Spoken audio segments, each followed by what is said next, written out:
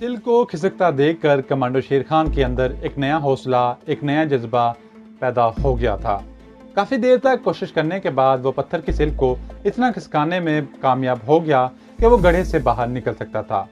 गड्ढे से बाहर निकलते ही इसे काफी हद तक लाश की तेज बू से निजात मिल गई, लेकिन इसके जहन में कुछ और ही प्रोग्राम था। इसका ये मंसूबा कामयाब हो चाहे ना हो, लेकिन इसने अपने सोचे हुए मंसूबे पर अमल करने का फैसला कर लिया हुआ था। गड्ढे से बाहर आने के बाद इसने पत्थर की सिल को गड्ढे के मुंह से मजीद खिसकाना शुरू कर दिया। वो जानबूझकर सिल को एक तरह खिसका रहा था कि इसकी आवाज पैदा हो। कोठरी में गुप्त अंधेरा छाया हुआ था।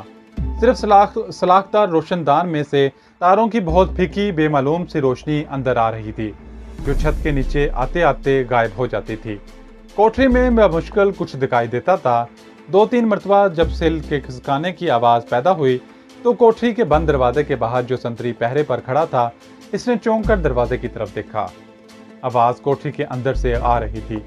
कोठरी में बंद कैदी की निगरानी की जिम्मेदारी इसी की थी। संतरी ये भी जानता था कि कैदी को लाश वाले गड्ढे में बंद किया गया है। तीसरी बार इसने अंदर से आती आवाज को सुना तो दरवाजे के साथ कान लगा दिए। अंदर से एक बार फिर हल्के हल्के शोर की आवाज आई। संतरी ने दरवाजा खोला और राइफल सीधी किए कोठरी में दाखिल होकर आंखें खोलकर देखने लगा। कमांडो शेर खान इसी लम्हे का इंतजार कर रहा था। वो संतरी के अंदर दाखिल होने से पहले ही दरवाजे के पास दीवार के साथ लगकर खड़ा हो गया था। संतरी अंधेरे में इसके बिल्कुल करीब से होकर गुजरा। इसकी आंखें गड्ढे पर लगी हुई थीं। कोठरी की तारीकी में संतरी गड्ढे के मुंह से थोड़ी सी खिसकी हुई सिल अभी नजर नहीं आई थी। कमांडो शेर खान ने इससे ज्यादा संतरी को मोहलत नहीं दे सकता था। इसे जो कुछ करना था इसी लम्हे इसी घड़ी कर गुजरना था। जैसे ही संतरी झुककर इसके करीब से गुजरा, कमांडो शेर खान ने अपने जिस्म की पूरी ताकत को जमा करते हुए संतरी की गर्दन पर पीछे से इतनी जोर से हाथ मारा कि वो मुंह के बल आगे जा गिरा। राइफल इसके हाथ से छूट गई। शेर खान ने इस पर छलांग लगा दी। इसका टारगेट संतरी की गर्दन था, जो शेर खान के बाएं बाजू के शिकंजे में थी, और वो इसे जोर जोर से झटके दे रहा था। दुबले पतले संतरी की गर्दन दूसरे झटके ही से टूट गई। जब शेर खान को यकीन हो गया कि संतरी के जिस्म में जान नहीं रही, तो इसने इसे घसीटकर गड्ढे में फेंका। पत्थर की सिल से गड्ढे को बंद किया और इसकी राइफल उठाकर अध खुले दरवाजे में से झांक कर बाहर देखा। बाहर एक बल्ब रोशन था, जिसकी रोशनी ज्यादा नहीं थी। यह आमने सामने की 2-3 कोठरियों के दरमियान की जगह थी। वहां कोई नहीं था। शेर खान राइफल एक हाथ में पकड़े कोठरी से बाहर निकला और बाएं जानब जो गली सी थी, इधर दबे पांव चलने लगा। हर तरफ खामोशी थी। 10-15 कदम चलने के बाद एक जीना आ गया जो ऊपर की तरफ जाता था। जीने की बाएं जानब एक कोठरी थी, जिसके बाहर एक बड़ा ड्रम पड़ा था। शेर खान आहिस्ता आहिस्ता जीने पर चढ़ने लगा। जीने के ऊपर एक दरवाजा था जो बंद था। शेर खान ने हाथ से टटोल कर देखा। दरवाजे की कुंडी लगी हुई थी। इसने बड़ी एहतियात से कुंडी उतार कर दरवाजे के एक पट को खोला तो इसे ठंडी हवा के झोंके के साथ आसमान पर चमकते तारे दिखाई दिए। ये इस खुफिया टॉर्चर सेंटर की छत थी। वो छत पर दबे पांव चलता इसकी पिछली मंडेर तक गया और देखा कि दूसरी जानब टीले की ढलान तक, जिस पर उगी हुई जंगली झाड़ियां नीचे तक चली गई थी। तारों की रोशनी में शेर खान इस मंजर को साफ देख रहा था। छत की दीवार टीले की ढलान से 15-20 फुट ही ऊंची थी। इसके पास सोचने, गौर करने और अंदाजे लगाने का वक्त नहीं था। इसने सबसे पहले राइफल ऊपर से नीचे झाड़ियों पर फेंकी और फिर अल्लाह का नाम लेकर खुद भी छलांग लगा दी। वो इस तरह से कूदा था जैसे इसको इस किस्म की जगहों पर से कूदने की तरबियत दी गई थी। वो झाड़ियों पर गिरा और गिरते ही गेंद की तरह लड़खता चला गया। 6-7 झाड़ियों के ऊपर से लड़खता हुआ वो काफी नीचे जाकर रुक गया। इसने एक झाड़ी को अब हाथों से पकड़ लिया था। वो खड़ा हुआ और इस जानब देखने लगा जिस तरफ इसने राइफल गिराई थी। राइफल की इसे अभी जरूरत थी।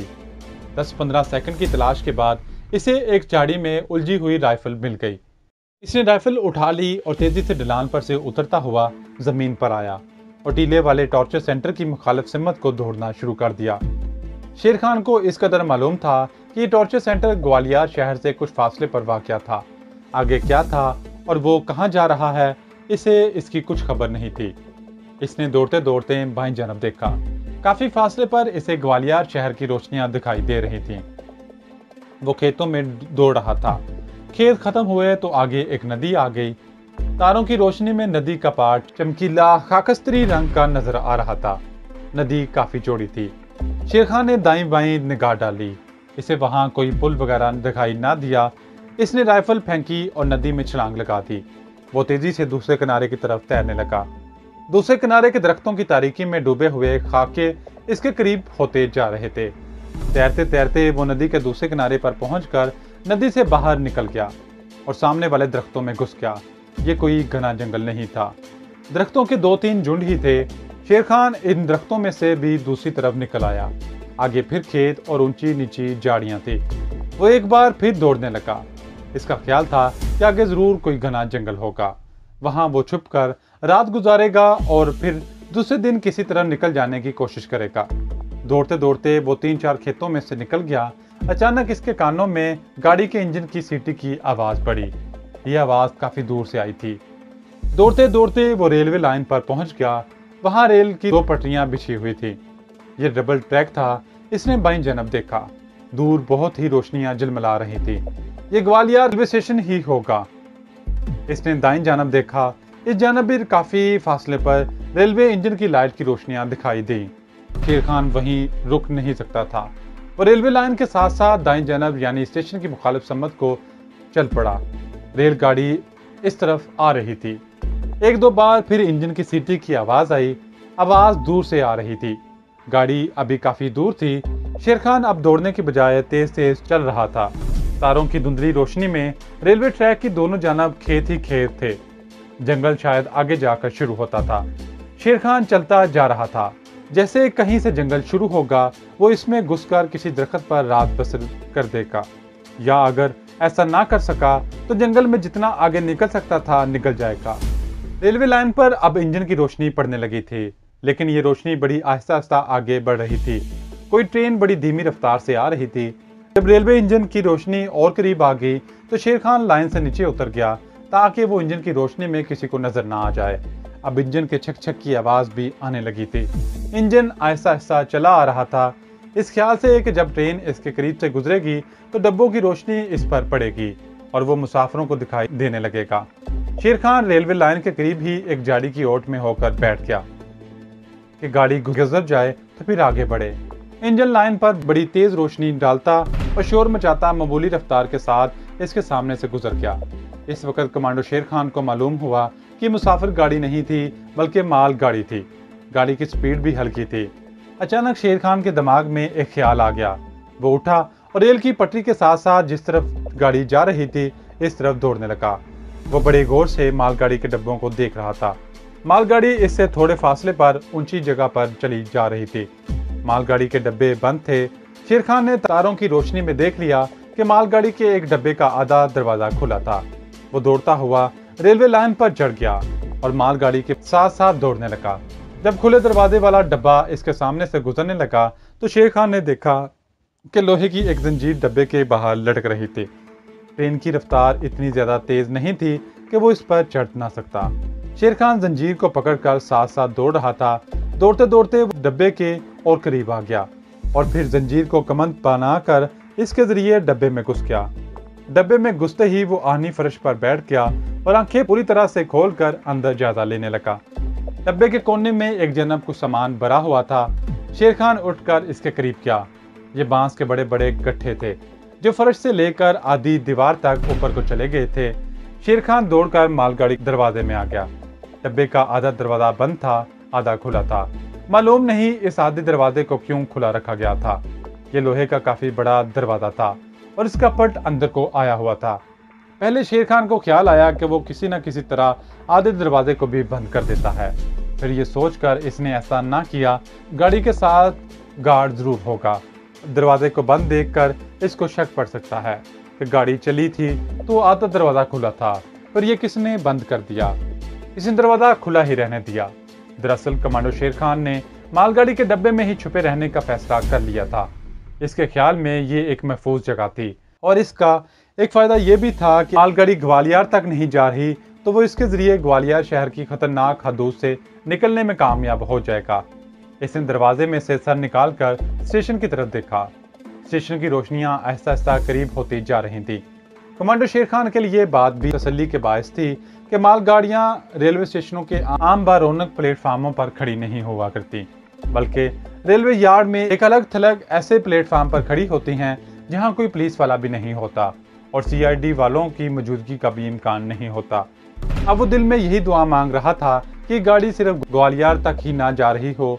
गाड़ी की रफ्तार वैसी ही धीमी थी जिस रफ्तार से वो चली आ रही थी।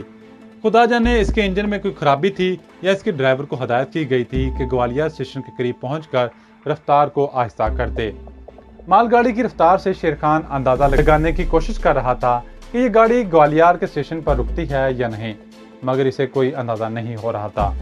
मालगाड़ी इसी एक रफ्तार से चली जा रही थी, ना वो तेज हुई थी ना हल्की हुई थी। ग्वालियर का स्टेशन करीब आता जा रहा था। शेर खान बांस के गट्ठों के पीछे छुप कर बैठ गया। मालगाड़ी रेलवे यार्ड में दाखिल होगी। रेल की पटरियों पर से गाड़ी के पहियों के क्रॉस करने की गड़गड़ाहट की आवाज आने लगी। इसके साथ ही रेलवे यार्ड के खंभों पर चलते मरकरी लैंपों की रोशनी भी डब्बे के दरवाजे में से अंदर पड़ने लगी। काफी देर तक गाड़ी यार्ड में बिछी हुई रेल की पटरियों पर से गुजरती रही। डब्बे में बहुत सी रोशनियां पड़ने लगी। मालगाड़ी ग्वालियर के स्टेशन के करीब से गुजर रही थी। गाड़ी की रफ्तार वैसी की वैसी थी, वो मध्यम नहीं हो रही थी।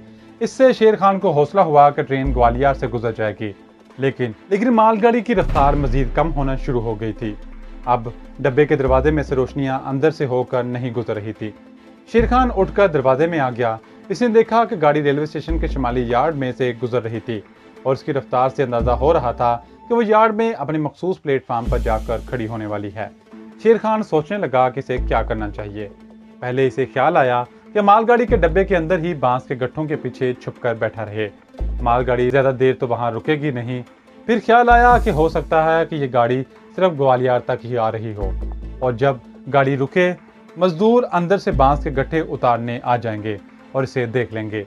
आखिर इसने यही फैसला किया कि गाड़ी के रुकते ही इसे डब्बे से छलांग लगाकर उतर जाना चाहिए और किसी जगह छुपकर गाड़ी के दोबारा चलने का इंतजार करना चाहिए। वो ये सोच ही रहा था कि अचानक इंजन ने ऊपर तले 2-3 बार सीटी दी। गाड़ी की स्पीड आहिस्ता आहिस्ता तेज होने लगी।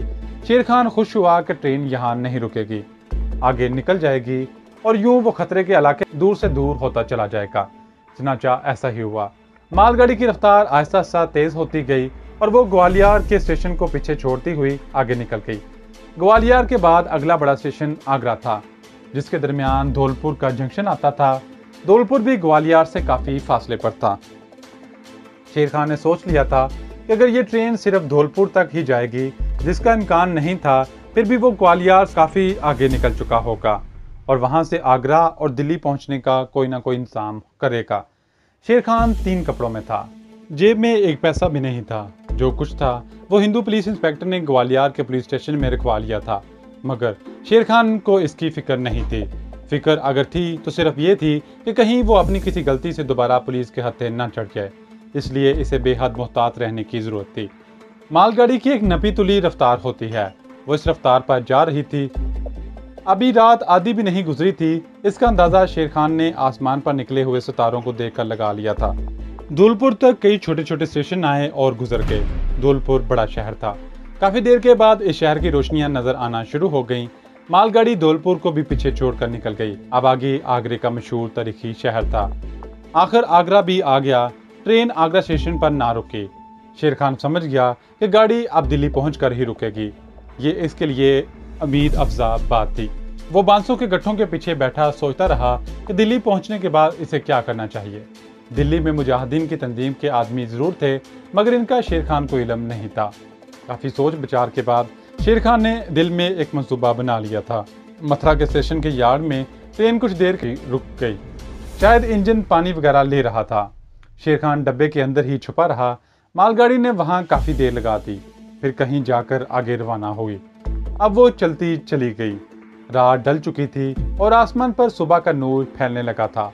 गाड़ी दिल्ली के मज़ाफ़ात में दाखिल हो गई। दिल्ली बहुत बड़ा जंक्शन था। मालगाड़ी ने रुकते रुकते भी आधा घंटा लगा दिया। इस वक्त तक सुबह हो चुकी थी, सूरज निकल आया था। गाड़ी एक बहुत बड़े शेड के बाहर खाली प्लेटफार्म पर आकर ठहर गई। शेर खान जल्दी से उठकर दरवाजे के पास आया और बाहर झांक कर देखा। इस वक्त वहां करीब करीब कोई आदमी नहीं था। शेर खान चुपके से डब्बे से उतर आया और दौड़कर सामने लगे तारों के जंगले में से गुजरकर दूसरी तरफ यार्ड के दीवार के साथ साथ चलने लगा। एक जगह से इसे बाहर जाने का रास्ता मिल गया और वो बाहर सड़क पर आ गया। इसने खुदा का शुक्र अदा किया कि कम से कम दिल्ली खैरियत से पहुंच गया था। अब यहाँ से इसे आगे जम्मू कश्मीर जाना था। ये अपनी जगह पर एक अलग मुश्किल मरहला था। मुश्किल इस वजह से था कि शेर खान की जेब खाली थी। ना बस का किराया था, ना रेल का किराया था, और रेल में बगैर टिकट सफ़र करने में पकड़े जाने का खतरा था। दिल्ली शहर की सड़कों पर बेपनाह ट्रैफिक रवान दवां थी। ये शहर भारत का दारुल हुकूमत था। इसकी आबादी में बड़ी तेज़ी से इजाफा हुआ था। जिंदगी बेहद तेज़ हो गई थी। कमांडो शेर खान कुछ दूर तक तो सड़क के किनारे किनारे चलता रहा।